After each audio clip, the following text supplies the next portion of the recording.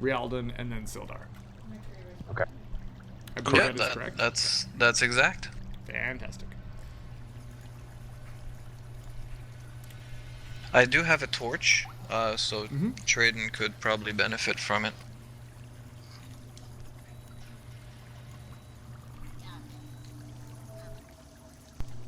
So we're gonna check this out and see how well this works. Oh shoot! I look at the others. I forgot to collect the money before leaving Phandelver. Yes, you did. My apologies. It's not of concern now.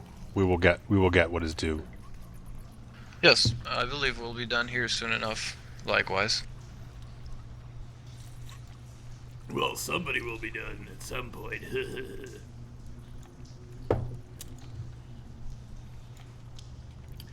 Okay, so for this, we're going back to the way that I normally like with just I will reveal the areas, so we're not using the dynamic lighting feature because problems from last time.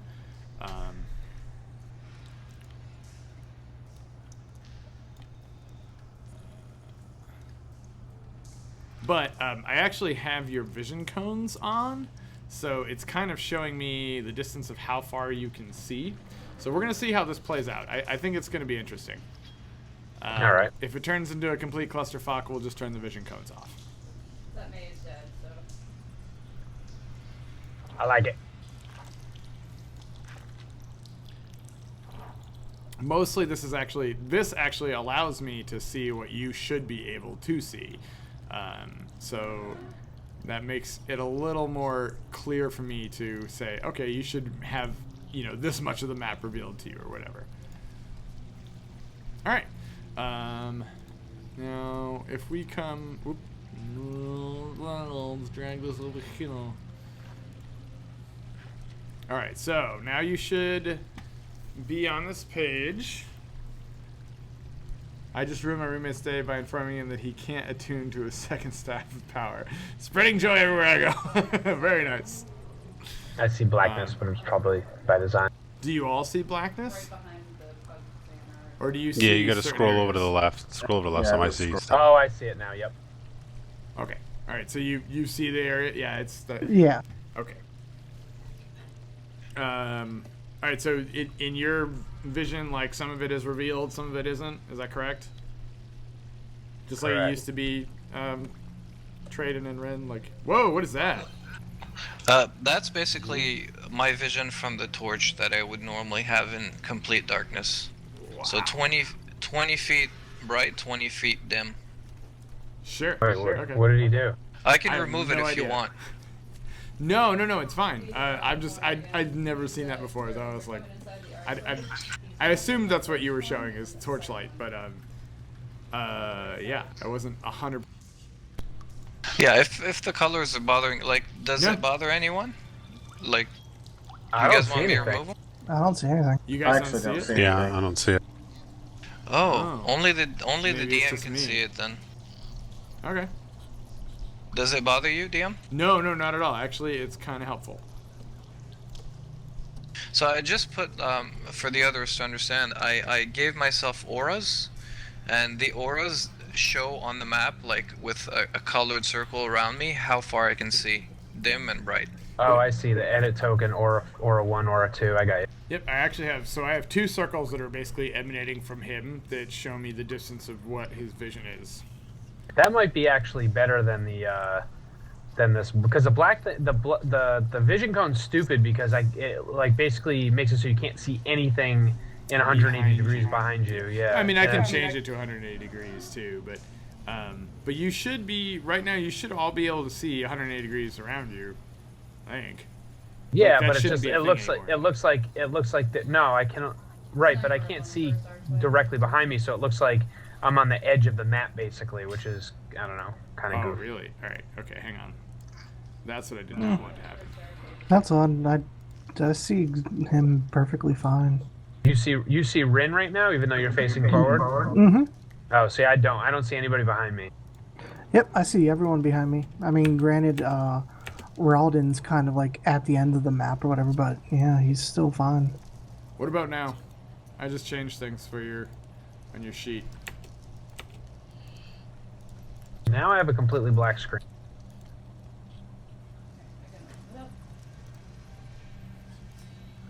And I'm zoomed all the way out just to make sure. One sec. What about now? That's better. Now you should all see everything. Is that right? Maybe not me now. I still have some Hang on, working on it, stuff working on the screen. I'm changing all this. Okay, I can see pretty much everything. You should see everything that I've revealed. Yep. Yep, that's what I see.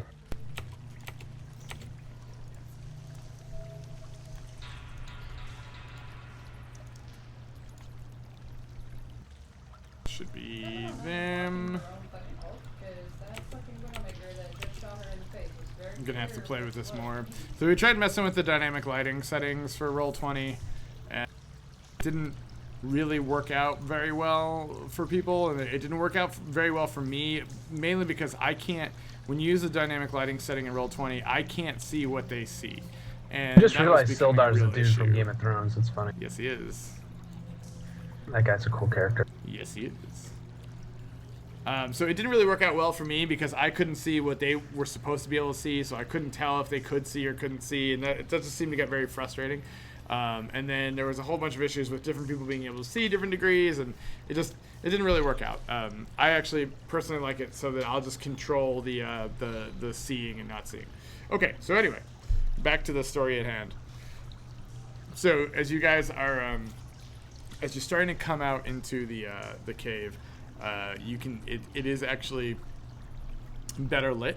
There are torches all over the place that are lining the walls, and it's much better lit than the cave itself was. If you would like to extinguish your torch right now, Dupree, you can. But the area is lit. I'll keep it on for now, just in case. So directly in front of you, as you come to the end of the cave mouth, is the cave opens to a big crevasse in the center of the room, a big pit sitting in the center of the room. And you look to your right and your left, and you see some stone walls, stone carvings. Not carvings, just like structures carved out of stone. These ones were seemingly one type of catacombs that have now been altered to serve other purposes, evidently. Let's give you a little more sight into this here. So these are all walls. Directly in front of you, to your left, is a larger stone pillar, which you don't really have much sight behind that. And to the crevasse is fairly large, and there's a wooden bridge that goes across the middle of it to cover from one side to the other. It's not jumpable. I'll tell you in a second how far across it is. Do I hear anything in there with my amazing sense of hearing? No, you don't hear anything at the moment. Let me just look at this real quick so I can tell you how far it is. So a cold breeze fills this large natural cavern, carrying with it the faintest scent of decaying flesh. A crevasse divides the cavern and is flanked by two rough stone columns that support the 20-foot high ceilings. And currently you see one arched wooden bridge that pans across the chasm. It doesn't actually... Oh yeah, it's 20 feet, it's 10 feet wide, 20 feet deep. Not that you would know how deep it is right now, but it's 10 feet wide. Those are 5-foot squares, right? So it looks about 10 feet wide. Is that accurate, the grid? Yeah, actually it is. Look at that. Who knew? All right, cool. So, right. So right now you guys are kind of in the entrance, kind of, peering out, and we're going to pretend that Traden is a talkative type, and he's relaying all this information all the way back to you guys. And Sildar is standing in the back of the group, just kind of posed and staring into the darkness, being ready for anything to strike.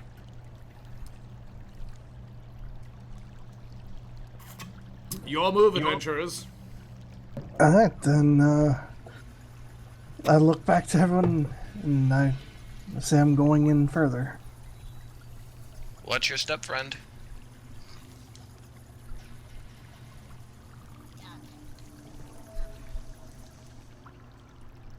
I wait for Dupre to catch up there.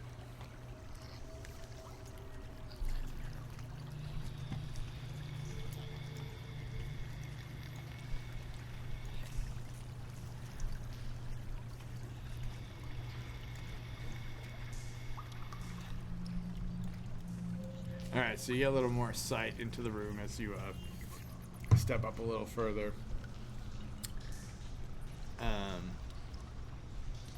Give me a trade-in. Give me a charisma check.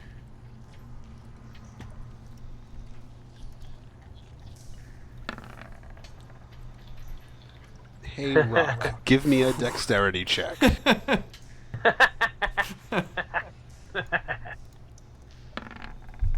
Thoroughly amused. So you start to feel these thoughts like creeping into your mind, probing, like as if something is pulling information from your brain, like reaching into the back recesses of your brain, and you start to have like kind of flashes of your family getting slaughtered by wolves. The attack on your camp, it's kind of like flashing through your mind, almost like a little horrifically. You hadn't thought about these memories in quite some time, but all of a sudden they just come like flashing to the forefront. Dupree, give me the same thing. Give me a charisma check.